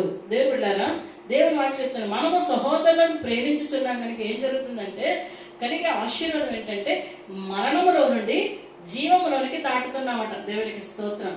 అంటే తోటి సహోదరుని మనం ప్రేమించగలిగితే, ఏమండి, ఇంట్లో వాళ్ళని ప్రేమించుకుంటాం మంచిదే, రక్త సంబంధికులు ప్రేమించుకుంటాం మంచిదే, కానీ నీ ప్రక్కనున్న నీ సహోదరుడు ఆకలితో ఉన్నాడేమో, అవసరతలు ఉన్నాడేమో, కష్టంలో ఉన్నాడేమో, నేను బిడ్డారా, వారిని కూడా, వారి క్షేమాన్ని కూడా మనం చూడాలి. ఎందుకంటే దేవుడు ప్రేమ స్వరూపి. దేవుడు అంటాడు, ప్రేమ లేనివాడు కూడా ఆయన వాడే కాదట. కాబట్టి మనం ఎప్పుడైతే మనం సహోదరుని ప్రేమిస్తామో దేవుడు చెప్తున్నాడు, ఆ ప్రేమించేవాడు మరణము నుండి జీవంలోకి దాటుతున్నాడట. దేవునికి స్తోత్రం. అంటే అర్థం ఏంటంటే, నరకంలో నుండి పరలోకానికి వెళ్ళాలి అని అంటే, మరణం నుండి జీవంలోనికి దాటాలి అని అంటే, ఇందాక ధర్మశాస్త్రోపదేశకులకి ప్రభు చెప్పాడు కదా, మొదట పూర్ణ హృదయంతో పూర్ణమస్తు దేవుని ప్రేమించు, రెండవది నిన్ను వలె నీ పొరుగు వారిని ప్రేమించు. అది నిర్గమాకాండం 20వ అధ్యాయము 6వ ఆజ్ఞ నుంచి 10వ ఆజ్ఞ వరకు కూడా అందులో వ్రాయబడింది. నరహత్య చేయవద్దు, హింసించవద్దు, దొంగతనం చేయవద్దు, నీ పొరుగు వారిని దేనిని కూడా ఆశించవద్దు అని చెప్పి అంటాడు. నిన్ను వలె నీ పొరుగు వారిని కూడా ప్రేమించమంటున్నాడు దేవుడు. కాబట్టి దేవుడులారా, దేవుని సహోదరుని ప్రేమించడం ద్వారా కలిగే ఆశీర్వాదం ఏంటంటే, మరణము నుండి జీవములోనికి దేవుడు మనలను దాటిస్తున్నాడు. కాబట్టి అంటే మరణం అంటే ఈ లోక సంబంధమైన మరణం కాదు. మరణం ఏదో ఒక రోజు ఉంది, మనం ఈ లోకాన్ని విడిచి వెళ్ళిపోయే రోజు ఉంది, చనిపోయే రోజు ఉంది. అది ఎప్పుడో ఎలా వస్తుందో మనకు తెలియదు. కానీ ఈ లోక సంబంధం మరణం అందరికీ ఉంది. కానీ అగ్నిగుండం రెండవ మరణం, ఆ రెండవ మరణం నుండి, అదే నరకం, ఆ నరకం నుండి తప్పించబడాలి అని అంటే మనము మన సహోదరులను మనం ప్రేమించవలసిన వారమే ఉన్నాం. దేవునికి స్తోత్రం కలుగును గాక. కాబట్టి రెండవది దేవుని బిడ్డలారా, సహోదరుని పొరుగు వారిని మనం ప్రేమించడం ద్వారా మరణం నుండి మనం ఏమవుతున్నాం అంటే జీవంలోకి దాటుతున్నాం. రెండవది మనం ఆలోచించుకున్నట్లయితే, అదే యోహాను పత్రిక 4వ అధ్యాయము 12వ వచనం చదువుకుందాం. ఏ మానవుడును దేవుని ఎప్పుడూ చూచి ఉండలేదు. మనము ఒకరిని ఒకడు ప్రేమించిన ఎడల దేవుడు మన యందు నిలిచి ఉండును. దేవునికి స్తోత్రం. మనం ఒకరినొకరు ప్రేమించుకుంటేనట సహోదరులు ప్రేమించుకోవడం అంటే మళ్ళీ వేరే అర్థం చేసుకోకండి. ఇతరుల ప్రేమ కలిగి జీవించాలి. ద్వేషించే వారిగా ఉండకూడదు. కొన్ని సందర్భాల్లో మనం ప్రేమించిన వాళ్ళని మనం ప్రేమిస్తాం, కొంతమందిని ద్వేషిస్తూ ఉంటాం. మనం అందరినీ ప్రేమించాలి. ఎందుకంటే యేసుప్రభువు మనందరి కొరకు శిలువలో ప్రాణం పెట్టాడు. మనం ఒకరినొకరు ప్రేమించుకోవడం ద్వారా ఏం కలుగుతుందంటే దేవుడు మన యందు నిలిచి ఉండును. దేవునికి స్తోత్రం. దేవుని మనం మన వలే మన పొరుగువారిని ప్రేమించడం ద్వారా మొదటిది ఏంటంటే మరణం నుండి జీవంలోనికి వెళుతున్నాం. అంటే నరకములో నుండి నిత్య రాజ్యానికి మనల్ని వారసులుగా చేసుకుంటాడు దేవుడు. ఆ ప్రియమైన దేవుడు వింటున్నారా? ఈ మధ్య అందరితో మనం సమాధానం కలిగి ఉండాలి. మన వలే ఇతరులను కూడా మనం ప్రేమించవలసిన వారమై ఉండాలి. మన సహోదరులను ప్రేమించాలి, సంఘ విశ్వాసాలను ప్రేమించాలి, నీ చుట్టుపక్కల ఉన్న బిడ్డలను ప్రేమించగలగాలి. ప్రేమ ద్వారా సాధించగలం, కానీ పగ ద్వారా కూడా దేన్ని కూడా మనం సాధించలేము. నేను బిడ్డారా, రెండవది పొరుగు వారిని ప్రేమించడం ద్వారా కలిగే ఆశీర్వాదం ఏంటి అని అంటే కనుక దేవుడు మనలో నిలిచి ఉంటాడట. అప్పుడు వాళ్ళు అంటారు కదా, మన ఇద్దరి మీద ప్రేమ, వాళ్ళు దేవుడిని నమ్ముకున్నారు కాబట్టి ఆ ప్రేమ కలిగి ఉన్నారు. దేవుని బిడ్డలకున్న ప్రేమ లోకలు ఎవరికి ఉండదండి. దేవుడు లోకాన్ని ప్రేమించాడు, చివరికి పాపిని ప్రేమించాడు ఆయన. మనం బాగా ఉన్న వాళ్ళని ప్రేమిస్తాం, డబ్బు ఉన్న వాళ్ళని ప్రేమిస్తాం, అందంగా ఉన్న వాళ్ళని ప్రేమిస్తాం, ఐశ్వర్యం ఉన్న వాళ్ళని ప్రేమిస్తాం, దేవుళ్ళ మంచి చదువుకున్న వాళ్ళని ప్రేమిస్తూ ఉంటాం. కానీ దేవుడు ప్రేమస్వరూపి, ఆయన పాపిని ప్రేమించాడు. దేవుడు పాపిని ప్రేమించాడు. దేవునికి స్తోత్రం కలుగును గాక. అంతేకాదు కుష్ఠరోగిని ప్రేమించాడు ఆయన, దిక్కుమాలిన వారిని ప్రేమించాడు, విధవరాలను ప్రేమించాడు ఆయన. ఈ మధ్యాహ్నం వేళ నిన్నెవరు ప్రేమించట్లేదని అనుకోవద్దు. ఒకవేళ ఎవరు ప్రేమ లేకపోవచ్చు, నీ కొరకు శిలువలో రక్తం కార్చిన యేసయ్య నిన్ను ప్రేమిస్తున్నాడు. ఆయన ప్రేమ శాశ్వతమైన ప్రేమ. పర్వతాలైనా తొలగిపోతాయి, మెట్టలైనా తత్తరిల్లిపోతాయి, కానీ ఆయన ప్రేమ మాత్రం మారిపోదు. దేవుని బిడ్డగా మనమనే మన పొరుగు వారిని ప్రేమిస్తే మనకి రెండవ ఆశీర్వాదం ఏంటంటే ఆయన మనలో నిలిచి ఉంటాడట అంటున్నాడు కదా. ప్రేమ, ఆయన ప్రేమ మన యందు సంపూర్ణం అవుతుందట. అంటే ఆయన ప్రేమ మనలో ఉండాలి. ఇతరులకు ఆ ప్రేమను మనం ప్రకటించాలి, ఆ ప్రేమను మనం చూపించాలి. కొంతమంది అంటారు, మమ్మల్ని చూస్తే పచ్చిరే కొరిగినట్టు కొరుకుతుందని అంటారు. పచ్చిరేని ఎలా కొరుగుతారు నాకు తెలియదు, కానీ పచ్చిరే ఎలా కొరుకుతా కూడా నాకు తెలియదు. కానీ పచ్చిరే కొరిగినట్టు కొరికితే నువ్వు సాతాను సంబంధి, అది దేవుని యొక్క ఇష్టమైన కార్యము కాదు. దేవుని ప్రేమ మనలో సంపూర్ణం అవ్వాలి. తర్వాత అన్నాడు, దీని వలన మనము ఆయన యందు నిలిచి ఉన్నామని, ఆయన మన యందు ఉన్నాడని తెలుసుకుంటున్నాం. దేవునికి స్తోత్రం. దేవుడు నీలో ఉన్నాడని మన భాషలో మాట్లాడుకుందాం. దేవుడు మనలో ఉన్నాడని, మనము దేవుల్లో ఉన్నామంటే రుజువు ఏంటంటే మన వలె మన పొరుగు వారిని కూడా మనం ప్రేమించవలసిన వారమై ఉన్నాము. హల్లెలూయా. నీకు నీ కుటుంబానికి ఒక రకముగా, ఇతరుల పట్ల ఒక విధమైన ప్రేమ చూపించకూడదు. ఇతరులను ప్రేమించే స్వభావం మనం కలిగి ఉంటే దానిని బట్టి నీలో దేవుడు ఉన్నాడన్న సంగతి లోకం తెలుసుకుంటుంది. నువ్వు దేవునిలో నిలిచి ఉన్నావన్న సంగతి కూడా తెలియపరచబడుతుంది దాని ద్వారా. కేవలం ప్రార్థన చేసుకుని వాక్యం చదువుకోవటమే కాదు నా ప్రియమైన దేవుని బిడ్డ. ప్రేమ అంటే దేవునినే కాదు నువ్వు ప్రేమించాల్సింది. ఇందాక వాక్యం చదివాను, దేవుని ప్రేమించేవాడు తన సహోదరుని కూడా ప్రేమించబద్దుడై ఉన్నాడు. దేవునికి స్తోత్రం కలుగును గాక. చూడండి, ఈ వాక్యాన్ని ఆధారం చేసుకుంటే బైబిల్లో యోసేపు అన్నదమ్ములను ప్రేమించారు. ద్వేషించిన వారిని గోతులో వేసేసినా సరే దేవుళ్ళ వస్త్రాన్ని అమ్మేసుకున్నారు అన్నదమ్ములు. యోసేపు ఆకలేసి వస్తే అన్నం పెట్టాడు. తన ప్రేమ పంచాడు కానీ ద్వేషాన్ని పంచలా. యోసేపు అంటాడు, మిమ్మల్ని ఏదైనా చేయగలను కానీ నేను దేవునికి భయపడేవాడిని. అదే దేవుని ప్రేమ. అందుకే యోసేపు లక్షణాలు దేవుని లక్షణాలతో పోల్చాడు బైబిల్ గ్రంథంలో. దేవుని బిడ్డలారా, కాబట్టి ఈ మధ్యాహ్నం వేళ ప్రియమైన దేవుని బిడ్డలారా, దేవుడు అడుగుతున్నాడు, నీవు నన్ను ప్రేమించుతున్నావా? Are you loving me? నన్ను ప్రేమిస్తున్నావా? చెప్పగలవా? ఈ మధ్యాహ్నం వేళ దేవుని ప్రేమించేవాడు పూర్ణ హృదయంతో, పూర్ణ మనసుతో అబ్రహాము దేవుని ఆజ్ఞలను అనుసరించి నడిచినట్లు దావీదు కూడా అతడు నా ఉద్దేశం నెరవేర్చాడు, నా ఆజ్ఞలను అనుసరించి నడిచాడు, దేవుడు సాక్ష్యం ఇచ్చాడు. దేవుని బిడ్డలారా, రెండవదిగా దేవుణ్ణి ప్రేమించడమే కాదు, నిన్ను వలే నీ పొరుగు వారిని కూడా నువ్వు ప్రేమించగలిగితే మనం ఎవరు ప్రేమించినట్టు తెలుసా? దేవుని ప్రేమించినట్టే. మన పొరుగు వారిని మనం ప్రేమిస్తే కలిగే ఆశీర్వాదం ఏంటంటే మరణం నుండి జీవంలోనికి దేవుడు మనల్ని దాటిస్తాడు. మన పొరుగు వారిని మనం ప్రేమించడం కలిగే ఆశీర్వాదం ఏంటంటే మనము దేవునిలో ఉన్నామన్న సంగతి, నిలిచి ఉన్నామన్న సంగతి రుజువు అవుతుందట.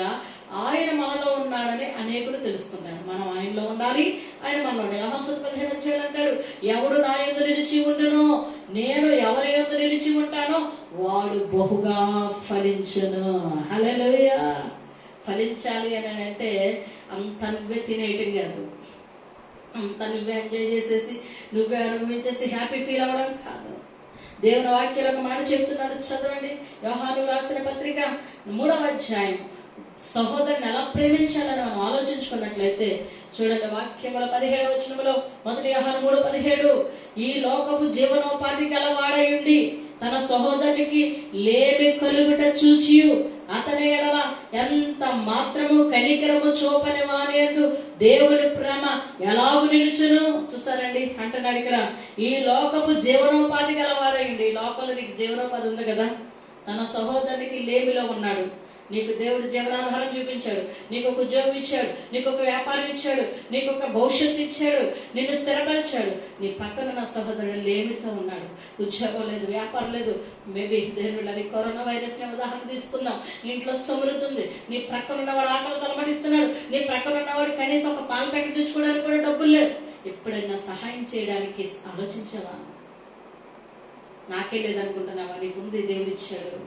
అదే చెప్తున్నాడు, నీకు జీవనోపాధి ఉంది లోకంలో.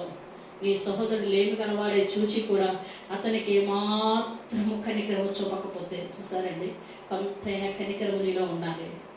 పరలోక రాజ్యం ఊరికినే కూడా దేవుడు మనకి, దేవుడు నీలో నిలిచి ఉంటాడు. అంటే రుజువు ఏంటంటే, నిన్ను నీవు ఎలా ప్రేమించుకుంటున్నావో నీ ప్రక్కన ఉన్న వారిని, నీ సహోదరుని, నీ ఇంట్లో వాళ్ళే కాదు, నీ సంఘమే కాదు, బయట వారిని కూడా నువ్వు ప్రేమించగలిగితే నీవు దేవునిలో నిలిచి ఉన్నామని, దేవుని ప్రేమ నీలో ఉందన్న సంగతి అందరూ తెలుసుకోగలుగుతారు. దేవునికి స్తోత్రం కలుగును గాక.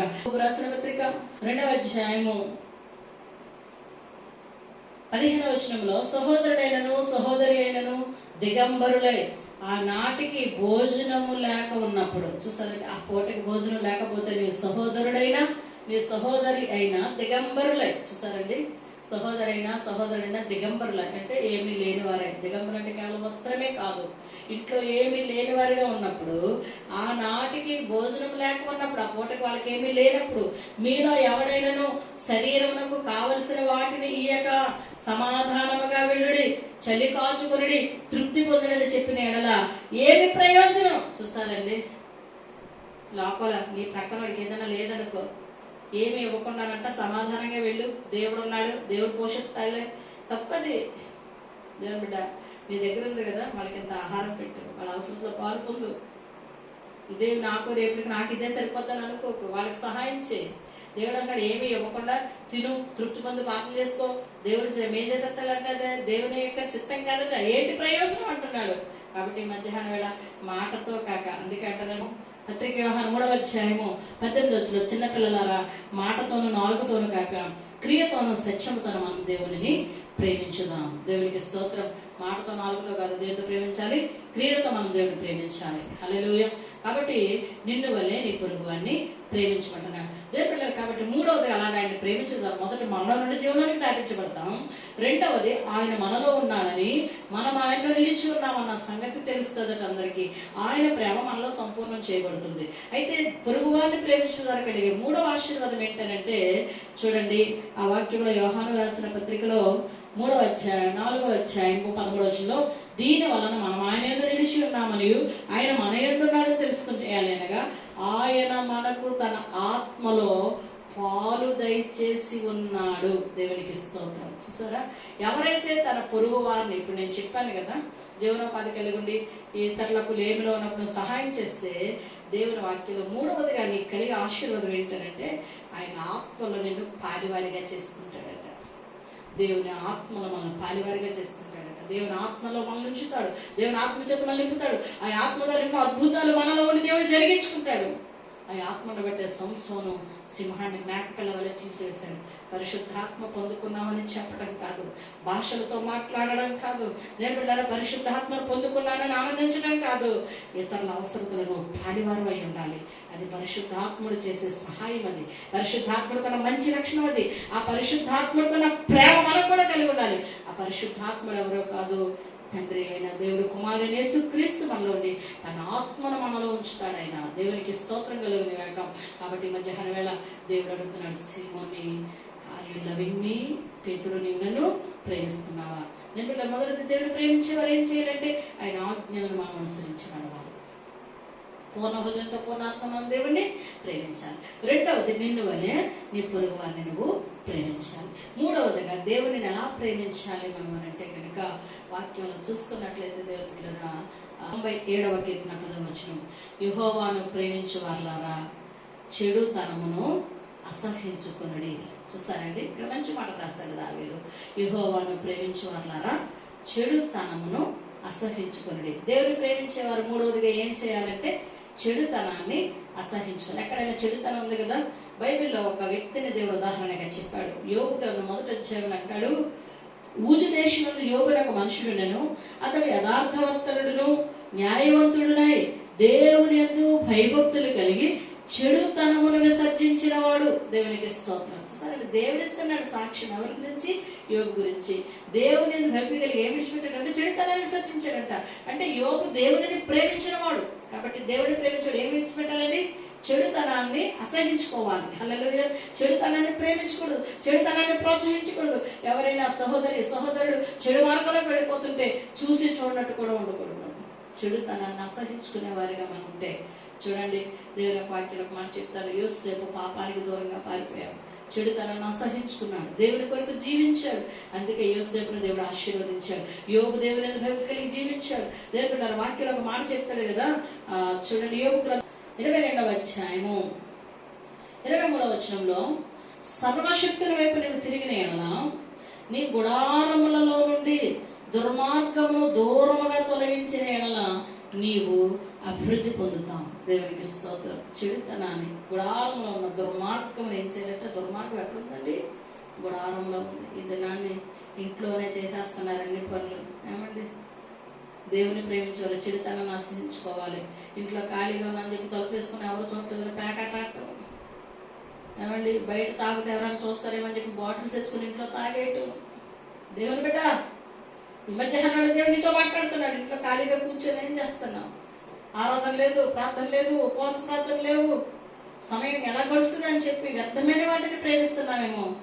సినిమాలు చూసేవారు టీవీలో, ఏమంటే సీరియల్స్ చూసేవారు.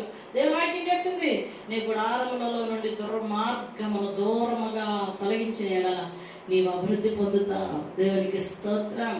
అభివృద్ధి ఎందుకు పొందలేకపోతున్నావు? ప్రార్థిస్తున్నావు, కార్యాలు ఎందుకు చూడలేకపోతున్నావు?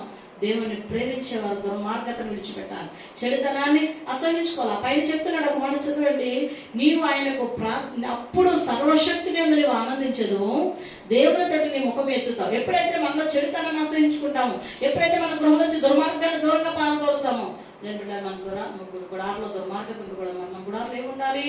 నీతిమంతుల గుడారంలో రక్షణ సునాదం వినబడాలి. ఎంతమంది కుటుంబ ప్రార్థన చేసుకుంటున్నారో, లాక్డౌన్లో ఆరాధన ఎలాగా లేదు, సహవాసం లేదు, కనీసం రోజుకి కాసేపు నీ ఇంట్లో కుటుంబంగా ప్రార్థన చేసుకోగలుగుతున్నావు. అనుభవం ఉందా నీకు? 40 రోజులు దాటేసింది, లాక్డౌన్ అయిపోయింది. ఏం చేస్తావు ఇన్ని రోజులు దేవుని సన్నిధిలో? నీ గుడాలు ఎప్పుడైనా కూర్చొని నీ కుటుంబంగా ప్రార్థన చేసిన అలవాటు ఉందా? అనుభవం ఉందా? నా ప్రియమైన దేవుని బిడ్డ, అప్పుడు దేవుని నువ్వు ఆనందించగలుగుతావు. చెడుతనాన్ని దూరంగా ఉంచుకున్నప్పుడు. అంటున్నాడు కదా, నీవు ఆయనకు ప్రార్థన చేయగా ఆయన నీ మనవి ఆలకించును. దేవునికి స్తోత్రం. అప్పుడు ప్రార్థన చేయి, చెడుతనాన్ని అసహించుకొని ప్రార్థన చేయి. దేవుడు నీ ప్రార్థనకి జవాబిస్తాడంటే, అంతే కదా అంటున్నాడు.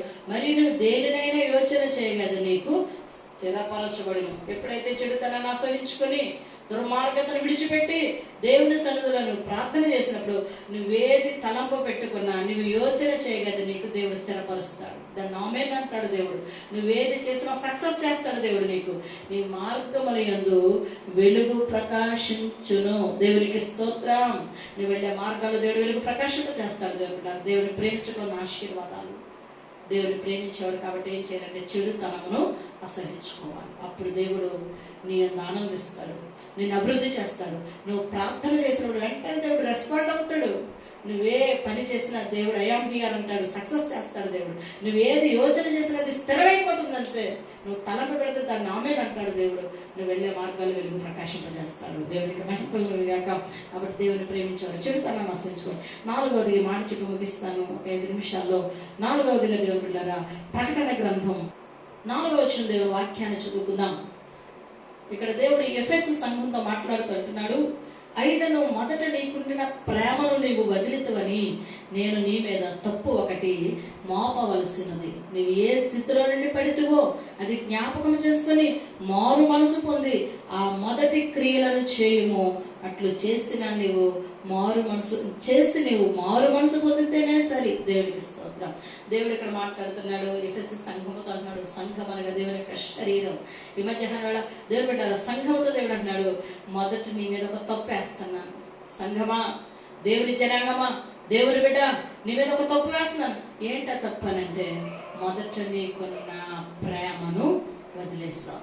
ఏమిడిచిపెట్టిన సంఘంలో ఏం లేదట? మొదటి ప్రేమ లేదటండి. మొదటి ప్రేమ చివరి ప్రేమ ఒకటి ఉంటుందా? ఉంటుంది దేవుని బిడ్డలారా. మొదటి ప్రేమ అంటే చాలా బాగుంటుంది. గుడి తలుపులు ఎప్పుడు తీస్తారా? ఎప్పుడు ప్రార్థనకి వెళ్ళిపోతారు? ఎప్పుడు ఆధారం వస్తుంది? ఎప్పుడు ప్రార్థన పెడతారా? ఒకప్పుడు దేవుని బిడ్డలారా ప్రార్థనకి సేవకుడి కంటే ముందు వచ్చి కూర్చునే వాళ్ళం. అది తొలి ప్రేమ. దేవుడు అన్నాడు, మొదటి ప్రేమ కావాలి నాకు. I need first love. ఈరోజు ఎలాగుంది నీ ప్రేమ? దేవుడు అన్నాడు, మొదటి నా ప్రేమ నీకు లేదు. ఆరంభ జీవితంలో దేవుడి సంధికి వచ్చినప్పుడు తొలుత దేవుడు తెలుసుకున్న దినాల్లో నా ప్రేమ, శ్రమలలో నా ప్రేమ, ఇబ్బందులలో నా ప్రేమ, కష్టాల్లో నా ప్రేమ ఈరోజు లేదు నీకు అంటున్నాడు దేవుడు. ఉందా నీకు? దేవుడు అన్నాడు, మొదటి ప్రేమను విడిచిపెట్టేస్తామని నీ మీద తొక్కేస్తున్నాను. అప్పుడప్పుడు ఇంట్లో అంటూ ఉంటాం, ఇన్నాళ్ళకి నా మీద నీకు ప్రేమ లేదంటాడు భర్త భార్యతో, లేకపోతే భార్య భర్తతో అంటది. పిల్లలు కూడా అంటూ ఉంటారు, ఇన్నాళ్ళకి నా మీద నీకు ప్రేమ లేదులే అంటూ ఉంటారు. అప్పుడు ఫీల్ అవుతూ ఉంటాం, ఎందుకు లేదు చెప్పంటాం. దేవుడు అడుగుతున్నాడు, మొదటి ప్రేమ కావాలి నాకు. ఎలా తెలిసింది దేవుడికి ఆ విషయం అంటే, నీవే స్థితిలో పడితే అది జ్ఞాపకం చేసుకుని మారు మనసుకొని ఆ మొదటి క్రియలను చేయము. అంటే ఇప్పుడు సంఘం ఏం చేయట్లేదు? దేవుని ప్రేమిస్తున్నాను అనుకున్నది కానీ క్రియలు లేవు. అంటే దేవుని ప్రేమించట్లో 4వ భాగం ఏంటో తెలుసా? మన క్రియల ద్వారా తెలుస్తుంది how far you are loving. నువ్వెంతగా దేవుని ప్రేమిస్తున్నావు అన్నది నువ్వు చేసే క్రియలను బట్టి ఆధారపడింది. దేవుడు అన్నాడు, ఆ మొదటి క్రియలు చేయి, మొదటి పరిచర్య చేయి. మొదటి దినాల్లో సంఘం పట్ల ఎంత భారం కలిగి ఉన్నావో, దేవుని మందిర సేవ ఆరంభాలలో, దేవుని యొక్క పరిచయ ఆరంభంలో ఎంత ప్రేమ కలిగి ఉన్నావో నా సహోదరి సహోదరుడా. ఇప్పుడు ఉన్నాయి ఆ క్రియలు. నాకేం పట్టిందిలే, నేను ఒక్కడనే ఉన్నానా ఈ గుడిలో, నేను ఒక్కనే చేయాలి ఈ పని అంతా, వాళ్ళకి లేని బాధ నాకెందుకు అని వెళ్ళిపోతున్నావా మందిరంలో నుంచి? నీకు ఒక పని అప్పగించాడు దేవుడు, అందరికీ కూడా పని. దేవుడి పేరుతో అంటున్నాడు, నా గొర్రెల మ్యాప్ అంటున్నాడు. ఆ మొదటి క్రియలు ఇచ్చే దేవుని మందిరంలో పరిచయం చేసే పని నీకు దేవుడు ఇచ్చాడా? దేవుని మందిరం శుభ్రం చేసే పని ఇచ్చాడా? మొదటి ప్రేమ ఉందా నిజంగా? ఒకప్పుడు ఎవరో చేయకూడదు, నేనే చెయ్యాలి ఆ పని అంతా, నన్నే దేవుడు ఆశీర్వదించాలనుకున్నాం. ఈరోజు నీకు ఆ భారం లేదు. నేను చేయకపోతే ఇంకొకరు చేసుకుంటారులే, వాళ్ళనే దేవుడు ఆశీర్వదిస్తాడు. చూస్తున్నాడు నా ప్రియమైన దేవుడు. అందుకే అంటాడు కదా దేవుని వాక్యం, అంటాడు మనుష్యుని నిమిత్తము కాక ప్రభు నందు మనకి స్వాస్థ్యం ఉందని గ్రహించి ఏది చేసినా ప్రభు నిమిత్తం చేయమంటున్నాడు. నువ్వు చేసే పని మనుషులకు కాదు, దేవుని పని చేయాలి. మొదటి క్రియలు చేయి అంటే క్రియలు లేవు ఎఫెసు సంఘము.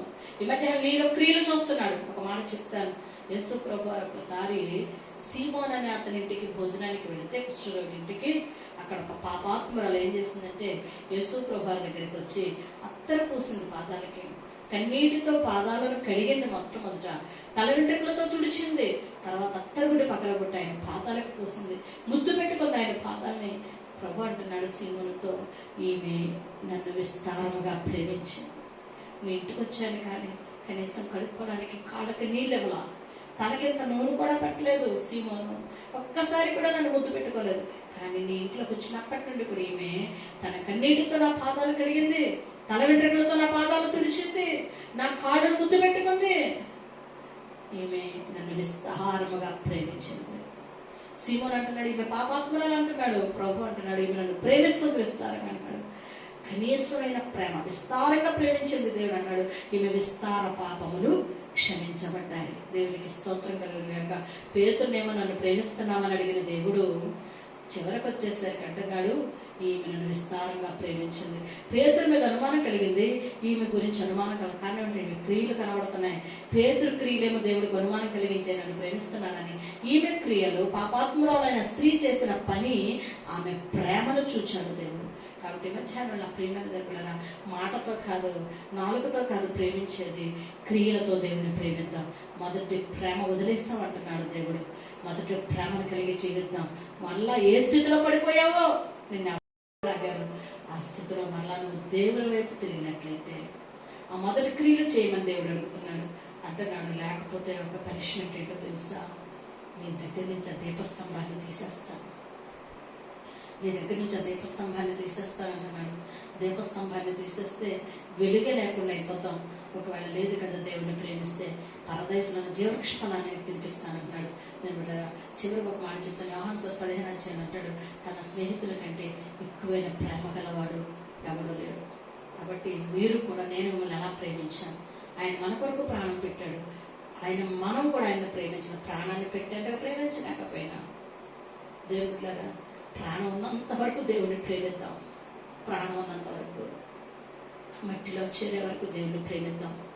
వాక్యంలో యోహాను 15 అంటున్నాడు, నేను మిమ్మును ప్రేమించిన ప్రకారము మీరు కూడా ఒకరినొకరు ప్రేమించవాలని నా ఆజ్ఞ. అలా చేస్తే తన స్నేహితుల కొరకు తన ప్రాణం పెట్టి వారికంటే ఎక్కువైన ప్రేమ గలవాడు ఎవరు లేడు. నేను మీకు ఆజ్ఞాపించిన వాటన్నిటినీ చేసిన ఎడల మీరు నా స్నేహితులై ఉంటారు. 11 మీ యందు నా సంతోషం ఉండాలి, ఆ సంతోషం పరిపూర్ణం కావాలి. హల్లెలూయా. ఈ విధంగా దేవుని ప్రేమించుకోవాలి. దేవుడు అంటున్నాడు, అప్పుడు you will be my friend. నువ్వేమవుతావో తెలుసా? నాకు స్నేహితుడవై ఉంటావు. అంతేకాదు, మిమ్మల్ని బట్టి నేను సంతోషిస్తాను. ఆ సంతోషం ఎలాంటిదంటే ఓవర్ఫ్లోయింగ్ అనమాట. సంతోషం పరిపూర్ణం అవుతుందట. ఎప్పుడో తెలుసా? దేవుడిని నువ్వు ప్రేమించినప్పుడు. ఆయన మనకి స్నేహితుడు. అందుకే అబ్రహాం అని అంటాడు, అబ్రహాము నా స్నేహితుడు అన్నాడు. ఆ ప్లేస్ ఇంకెవ్వరూ ఆక్యుపై చేయాల. అబ్రహాము క్రియలతో దేవుడు ప్రేమించాడు, కుమారుని ఇవ్వడానికి కూడా వెనక తీయలేదు. అందుకే అంటున్నాడు, అబ్రహాము నా స్నేహితుడు అన్నాడు. నా దేవుని బిడ్డ, ఈ మధ్యాహ్న వేళ మనం దేవునికి స్నేహితులు అవ్వాలి. ఆయన సంతోషం వల్ల పరిపూర్ణం అవ్వాలి. పేతురుని అడుగుతున్నాడు, నీవు నన్ను ప్రేమిస్తున్నావా? పేతురు, నన్ను ప్రేమిస్తే నా గొర్రె పిల్లలను వైపు, నన్ను ప్రేమిస్తే నా గొర్రెల వైపు అన్నాడు. తండ్రి తన చిత్తాన్ని నీలో నెరవేర్చాలని ఆశపడుతున్నాడు. ఈ మధ్యాహ్న వేళ ఎలా దేవుని ప్రేమిస్తున్నాం? దినములో దేవునికి ఎంత సమయం ఇస్తున్నాం? దేవునికి ఇచ్చిన 24 గంటలు ఎంత సమయం దేవుడితో గడుపుతున్నాం? దేవుని వాక్యాన్ని ఎంతవరకు ధ్యానిస్తున్నాం? దేవుళ్ళారా, మరలా ఒక మాట చెప్పాలని ఇష్టపడుతున్నాను. దేవుని ప్రేమించాలని దేవుడు ఆశపడుతున్నాడు. ఆయన మనల్ని ప్రేమించి మన కొరకు ప్రాణం పెట్టాడు. మనల్ని ప్రేమించి తన కృపను మనకిచ్చి మన స్థితిగతులు మార్చాడు. ఈ మధ్యాహ్నం వేళ ఎంతవరకు దేవుని ప్రేమించగలుగుతున్నాం? దేవుని ప్రేమించాలంటే 4 అనుభవాలు మనకి కలిగి ఉండాలి. మొట్టమొదట పూర్ణ హృదయంతో, పూర్ణ మనసుతో, పూర్ణ వివేకంతో దేవుని ప్రేమించాలి.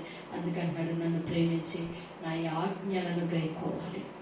ఆయన ప్రేమించేవాడు ఆయన ఆజ్ఞలను అనుసరించి నడుస్తాడు. అబ్రహాము దేవుని ప్రేమించాడు, సంతానాన్ని దేవుడు ఆశ్రయించాడు. సౌలు దేవుని ఆజ్ఞలు అనుసరించలేదు కాబట్టి దేవుని కృపను దూరం చేసుకున్నాడు. దేవుని ఆజ్ఞలను అనుసరిస్తే నిత్యము మేలు కలగ చేసే దేవుడై ఉన్నాడు. నిత్యము మనకి మేలు చేసే దేవుడై ఉన్నాడు. రోమాపత్రికలు అంటాడు, నన్ను ప్రేమించే వారికి మేలు కలగ చేసడానికి సమస్తము జరిగిస్తానన్నాడు. నిత్యము మేలు కలగ చేస్తాడు. మనకు నీతి కలగ చేసే దేవుడై ఉన్నాడు దేవుని మనం ప్రేమించినప్పుడు. రెండవదిగా, నిన్ను వలె నీ పొరుగు వారిని ప్రేమించు. నిన్ను వల్ల నీ పొరుగు వారిని ఎలా ప్రేమించాలి అంటే, ద్వేషించొద్దు, మాటలతో బాధ పెట్టద్దు, క్రియలతో ప్రేమించు. నీ పొరుగు వారిని నువ్వు ప్రేమించాలని అంటే, దేవుని బిడ్డ, నీకు జీవనోపాధి ఉంది, నీకు ఏదో కొంత ఆహారం ఇచ్చాడు, నిన్ను పైకి లేవనెత్తాడు, నిన్ను ఆశీర్వదించాడు. నీ సహోదరుడు, నీ సహోదరి లేమిలో ఉన్నప్పుడు వారికి కొంచెమైనా అవసరతను కనికరపడు వారి మీద. వారు ఆకలిస్తే ఆ నాటికి భోజనం లేదా, ఆ రోజు వాళ్ళకి అవసరం ఉందా? దేవుడు నీకు ఇచ్చిన దాంట్లో వాళ్ళకి సహాయం చేసినప్పుడు దేవుడు అంటున్నాడు కదా, నరకము నుండి నీ ప్రాణాన్ని జీవంలోనికి దాటిస్తాను. నువ్వు నాలో నిలుచున్నావని, నేను నీలో ఉన్నానని అందరూ తెలుసుకుంటారు. నా ప్రేమ నీలో కనబడుతుంది. ఆయన ప్రేమించాడు, అది నాలో. ఈరోజు నీలో ఆయన ప్రేమను ఇతరులకు పంచాలని దేవుడు ఆశపడుతున్నాడు. అర్థమైంది అన్నమాట. ఆయన ప్రేమించాడు, ఇప్పుడు ప్రేమిస్తున్నాడు. కానీ నిన్ను తన సాధనంగా వాడుకొని నీలో ఆ ప్రేమను ఇతరులకు పంచమని దేవుడు కోరుకుంటున్నాడు. అలా ప్రేమిస్తే కనుక దేవుడు అంటున్నాడు కదా, మరణంలో జీవనాన్ని దాటిస్తాను. అంతేకాదు, నాలో నువ్వు, నీలో నేను అన్న సంగతి లోకం తెలుసుకుంటుంది. అంతేకాదు, 3వది అంటున్నాడు కదా, నా ఆత్మలో నిన్ను పాలివారిగా చేసుకుంటానంటున్నాను దేవుని బిడ్డలారా. కాబట్టి మన వల్ల పొరుగు వారిని ప్రేమిద్దాం. మూడవది, దేవుని ప్రేమించేవారు చెడుతనమును అసహించుకోవాలి. చెడు మార్గాల్లో మనం నడవకూడదు, చెడు ఆలోచన మనకు ఉండకూడదు, చెడ్డ జీవితంగా మనలో ఉండడానికి వీల్లేదు. దేవుని కొరకు నమ్మకంగా మనం జీవించేవారిగా ఉండాలి. యోబు చెడుతనాన్ని అసహించుకున్నాడు కాబట్టి ఎన్ని శ్రమలు వచ్చినా మొదట ఆశీర్వదించినంతకంటే రెండంతలుగా ఆశీర్వదించాడు యోబుని. యోసేపు చెడుతనాన్ని అసహించుకున్నాడు, పాపానికి దూరంగా పారిపోయాడు, సాతాను ప్రేరేపించడంలో అవ్వలేదు కాబట్టి బానిసగా వెళ్ళిన యోసేపును దేవుడు ఐగుప్తు దేశానికి అధికారిగా దీవించాడు. దేవుడు అభివృద్ధినిచ్చాడు యోసేపుని. కాబట్టి దేవుని ప్రేమించాడు, చెడుతనాన్ని అసహించుకోవాలి. నాలుగవదిగా, దేవుని ప్రేమిస్తున్నామంటే రుజువు ఏంటంటే మొదటి క్రియలు నీలో ఉండాలి. దేవుని ప్రేమిస్తే మొదటి క్రియలు చేయి. దేవుడు అన్నాడు, మొదటి నా ప్రేమను విడిచిపెట్టావు. దయచేసి పాపాత్మరాలైన స్త్రీ యేసయ్యకి అత్తర కూసింది. క్రియలతో ప్రేమించు, మాటతో కాదు దేవుని ప్రేమించడం. నీ ధనాన్ని ప్రభు కొరకు ఖర్చు పెట్టి ప్రభు పనిలో వాడు, నీ ఆరోగ్యాన్ని ప్రభుకు సమర్పించి దేవుని పనిలో పరిచర్య చేయి. అది దేవుడిచ్చిన భాగ్యం నీకు. మొదటి క్రియలు ఉన్నాయా? మొదటి ప్రేమ ఉందా? నాకేం పట్టింది అనుకుంటున్నావా? నాకేనా ఇక్కడ అనుకుంటున్నావా? ఎవరికి లేని బాధ నాకెందుకు అనుకుంటున్నావా? నా దేవుడిని దేవుడు దర్శిస్తున్నాడు ఈ మధ్యాహ్నంలో. తను ప్రేమించే వారిని 1000 తరాలు దీవిస్తాడట. ఆయన ప్రేమించే వారిని ఆస్తి కర్తలుగా చేస్తాడట. నిన్ను దీవించడమే కాదు, నీ సంతానాన్నే కాదు, నీ సంతానం ద్వారా అనేకులను దీవిస్తాడట దేవుడు. ఆయన ప్రేమించే వారికి చివరగా శాశ్వతమైన ప్రేమతో ప్రేమించే వారందరికీ కృప కలగ చేసే దేవుడై ఉన్నాడు. కాబట్టి దేవుని ప్రేమిద్దాం. వేరు నాస్తంలో లేచి నిలబడి మోకరించి ఒక్క నిమిషం లేచి నిలబడి, ప్రభా నేను నిన్ను ప్రేమించడానికి సహాయం చేయి, నిన్ను ప్రేమించే మనసు నాకు దయచేయని ప్రభుని అడుగుదాం. హల్లెలూయా, హల్లెలూయా, హల్లెలూయా, స్తోత్రం. పేతురుని అడిగింది, నిన్ను అడుగుతున్నాడు, నన్ను ప్రేమిస్తున్నాడు. 3 సార్లు బొంకాడు దేవుడు, ఆయన ఎవరో నాకు తెలియదని. అందుకే 3 సార్లు అడిగాడు దేవుడు పేతురుని. తన చిత్తాన్ని నెరవేర్చాలని నీలో దేవుడు ఆశపడుతున్నాడు. నువ్వు ఆయన్ని ప్రేమించినట్లయితే పేతురుని దేవుడు ఎంతగా దీవించాడు. నీడపడితే రోగులు స్వస్థపరచబడ్డారు. పేతురు ప్రసంగం చేస్తే ఒక్క పర్యాయం 3000 మంది రక్షించబడ్డారు, 5000 మంది రక్షించబడ్డారు. పేతురు కుంటివాడు చేయి పట్టుకొని యేసు నామములో లేచి నడవమంటే దిక్కున లేచి నిలిచాడు. శృంగారం దేవాలయం దగ్గర కుంటివాడు. చివరికి పేతురు ఆ యొక్క తబితా దగ్గరికి వెళ్ళి చిన్నదాన లిమ్మనగానే చనిపోయిన శవం లేచి కూర్చుంది. పేతురు మాట విన్నప్పుడు పశ్చాత్తాపడి దేవుని ప్రేమించి వెంబడించాడు పేతురు. దేవుడు పేతురు ద్వారా అద్భుతాలు జరిగించి సంఘాలను కట్టించాడు. నీ ద్వారా దేవుడు అద్భుతాలు చేయాలని, తన చిత్తాన్ని నీలో నెరవేర్చాలని దేవుడు ఆశపడుతున్నాడు. మధ్య 4000 అనుభవాలను దేవుని ప్రేమిద్దాం, దేవుని ఆశీర్వాదాన్ని పొందుకుందాం. ప్రార్థన చేసుకుందాం. సకలాశులు కానుపుత్రమైన తండ్రి, నీ శ్రేష్టమైన నామానికి పొందాం. ఇప్పుడు పునరుద్ధాన దినములో నీ వాక్యం ద్వారా మాతో మాట్లాడారు. మీరు పునరుద్ధాన్ని తిరిగి లేచిన తర్వాత నేను జరిగిన సంభవాలు ఒక్కొక్కటి ప్రతి ఆదివారం సందులు వింటూ వచ్చాను.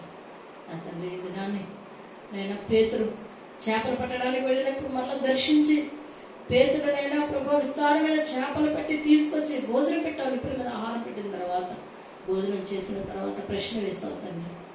యోహాను కుమారుడు సీమోను, వీరికంటే నేను నన్ను ఎక్కువగా ప్రేమిస్తున్నామని అడిగా ప్రభు. నా గొర్రెల మేపమన్నా. ఆ మధ్యాహ్నం వేళ పేతురుని అడిగిన దేవుడు ఈరోజు మమ్మల్ని కూడా ప్రశ్నించాను. నిన్ను ఎలా ప్రేమించాలో, ప్రేమించడం ఆశీర్వాదాలు ఏంటో నేను వివరంగా మాతో మాట్లాడా. ఈ మధ్య నా వాక్యాన్ని ఫలింపచ్చేది. అనుకున్నంతగా నిన్ను ప్రేమించలేకపోతున్నావేమో నాయన. ఒకవేళ నీకంటే దేన్ని నేను ఎక్కువగా ప్రేమిస్తున్నావేమో నాయన. బిడ్డలను, ఉద్యోగాన్ని, వ్యాపారాన్ని, పనులను ప్రేమించి నిన్ను ప్రక్కన పెడుతున్నావేమో తండ్రి. ఈ మధ్యాహ్నం నీకంటే దేన్ని ఎక్కువగా ప్రేమించుకున్న సహాయం దయచేయి. నిన్ను ప్రేమించి శాశ్వతమైన జీవాన్ని పొందుకొని నాకు మాలో నిలిచి ఉన్నావు అనేకులు తెలియకున్నట్లు నీ ఆత్మలో పాలివారమై నా ప్రభువా 1000 తరాల నుంచి ఆశీర్వాదాన్ని అనుభవిస్తున్నా తండ్రి. నీ స్నేహితులుగా నీ యందు మా సంతోషం పరిపూర్ణం చేయగలగడానికి సహాయం ఇవ్వండి. అట్టి కృప అందరికీ దయచేయి. ఎలా ప్రేమించాలో వాక్యం ద్వారా మాతో మాట్లాడు. అట్టి జీవితం మనందరం కలిగి మొదటి ప్రేమ తిరిగి మాకు దయచేయ. మొదటి క్రియలు కలిగి ఉండడానికి సహాయం చేయండి. నీ కృపలో పాలివారం వెళ్ళడానికి కృప దయచేయండి. నా వాక్యాన్ని దళఫలం చేసి జీవితయాత్రలో నీ కృపతో నుంచి మళ్ళా నీ చుట్టూ మీద తొందరలో మేమందరం సంఘంగా కూడి నేను ఆరాధించుకునే కృపను దయచేయమని బిడ్డలను సంఘాన్ని చేతిగా అప్పగించుకుంటాం. ఎంతమంది అయితే నీ వాక్యం అందరినీ మీరు ఆశ్రయించి నిన్ను ప్రేమించే వారిగా మేము ఉండగలిగినట్లు సహాయం ఇవ్వండి. మా నుండి నువ్వు ఆశిస్తున్న ప్రేమ నీకు అందించే స్థితి మాకు దయచేయమని నిన్న వాక్యాన్ని భద్రపరచుకుని ఫలించే వారు ఉండడానికి సహాయం చేయండి. యేసే అతి శ్రేష్టమైన నామములో అడిగి వేడుకుంటున్నాను నా పరమ తండ్రి, ఆమేన్. తీసుకుందాం. మన తండ్రి అయిన దేవుని ప్రేమయు, మన ప్రభు అయిన యేసుక్రీస్తు కృపయు, పరిశుద్ధాత్మ యొక్క అన్యోన్య సహవాసం ఇప్పుడప్పుడు కూడిన మనకును, సంఘానికి వాక్యాన్ని ఇచ్చిన సేవకుల కుటుంబానికి సహాయపడినకు సదాకాలం దేవుని కృప మనందరికీ నిరంతరం తోడైనగాక. ఆమేన్.